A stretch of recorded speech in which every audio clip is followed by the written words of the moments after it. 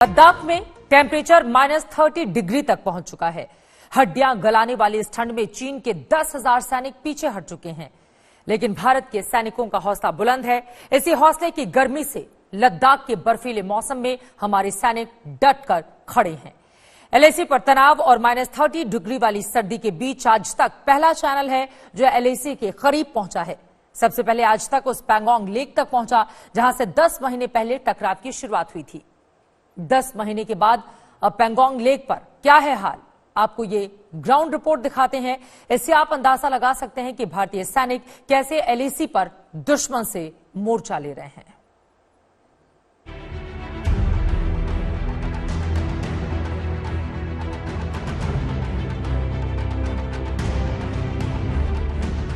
बर्फ की सफेद चादर में लिपटे पहाड़, पहाड़ों से टकराकर लौटती गला देने वाली ठंडी हवाएं, -30 से 40 डिग्री तक लुढ़कता तापमान, ठंड इतनी कि जमीन पर खड़ा होना मुश्किल। सर्दी के मौसम में लद्दाख के इस हिस्से में जाना लगभग नामुमकिन है। भारतीय सेना के लिए लद्दाख का ये मोर्चा मानो नया सियाचिन है। ठंड का अंदाजा इसी बात से लगाइए कि पहाड़ों से उतरती नदी ही जम गई है। इस तस्वीर से इलाके में ठंड के कोहराम का अंदाजा लगाया जा सकता है। आज तक पहला चैनल है जो इस दुर्गम इलाके में डटे जवानों के बीच से हालात को कैमरे में रिकॉर्ड कर देश के सामने ला रहा है। पुरानी जो स्थिति थी यहाँ पर लाइन ऑफ एक्चुअल कंट्रोल पर, उसको बरकरार रखे, लेकिन फिलहाल अभी तक दोनों देशों के बीच में इस बात को लेकर अलग अलग स्तरों पर, चाहे वो डिप्लोमेटिक लेवल पर हो, सेना स्तर पर हो, यहाँ पर जो लाइन ऑफ कंट्रोल है यहाँ पर हो, तो ये वो बातचीत की प्रक्रिया जो है अभी फिलहाल जारी है। पूर्वी लद्दाख के मोर्चे पर भारतीय सेना के जवान पूरी तरह से मुस्तैद हैं। इस बार सर्दियों में एलएसी पर सेना को एक साथ दो दुश्मनों से लोहा लेना पड़ रहा है, एक चीन और दूसरा मौसम। गलवान की लड़ाई के 8 महीने बाद ये पहला मौका है जब पैंगोंग लेक तक आज तक की टीम पहुंची है और हालात को जाना, चुनौतियों को समझा है।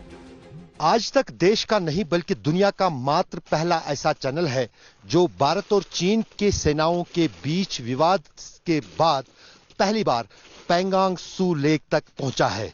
ये आप 16 जनवरी 2021 का पैंगोंग लेक देख रहे हैं, जिसको लेकर काफी आशंकाएं और काफी कुछ चिंताएं लोगों के मन में थी कि आखिरकार जो भारत और चीन के बीच में पैंगोंग सू में तनाव चल रहा है, उसके बाद इस दुनिया के सबसे खूबसूरत और सबसे ऊंचाई पर ताजा पानी के इस झील की क्या हालत होगी।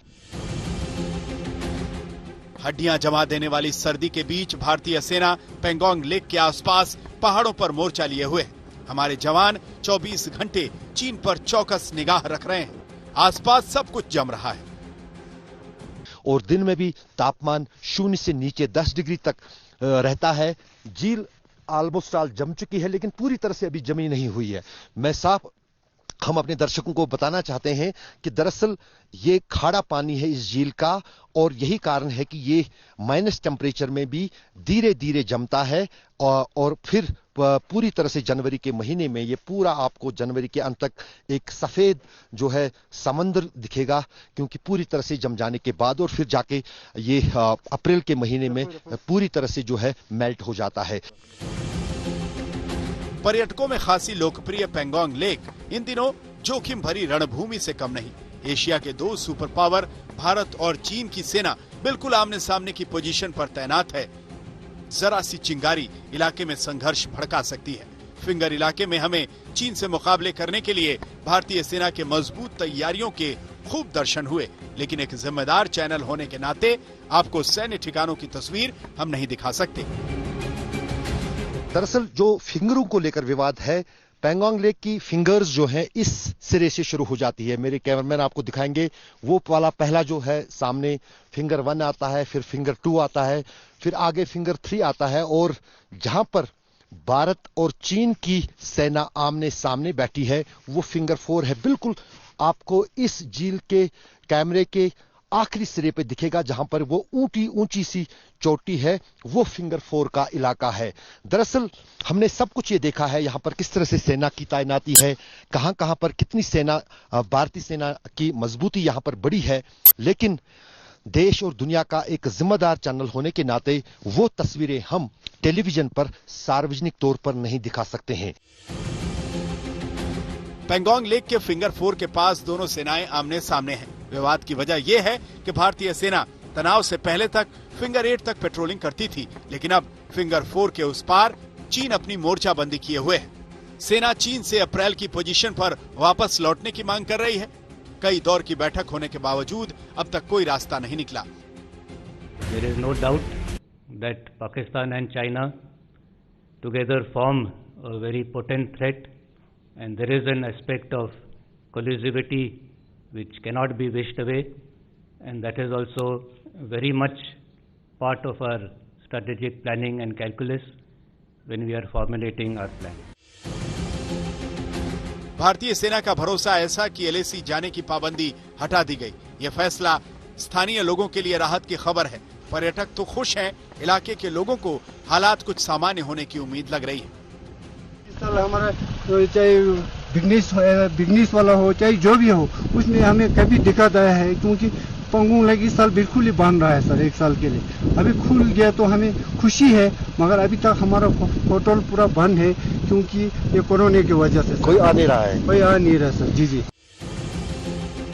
तमाम चुनौतियों के बीच सेना अपने पोस्ट पर तैनात है। प्रशासक पर्यटकों के लिए इलाके को खोल रहे हैं। उधर चीन की सेना लद्दाख की इस ठंड को बर्दाश्त नहीं कर पा रही। जैसे जैसे ठंड बढ़ती जा रही है, LAC पर तैनात चीनी सैनिकों का जोश ठंडा पड़ता जा रहा है। नतीजा, LAC से चीनी सेना ने अपने 10,000 सैनिक वापस बुला लिए हैं। सूत्रों के मुताबिक ये सैनिक पेंगोंग झील से सटी 15 से 16,000 फुट की ऊंचाइयों पर तैनात थे। यानी अब चीन को यह तय करना है कि वो LAC पर कितने दिनों तक टिके रहना चाहता है, क्योंकि दुनिया की सबसे ऊंची, खर्चीली और जोखिम भरी रणभूमि सियाचिन पर मोर्चा संभालने वाले भारतीय सैनिक दुनिया के किसी भी मोर्चे पर टिके रह सकते हैं। चीन ये समझ गया होगा। LAC से अशरफ वाणी के साथ आज तक ब्यूरो।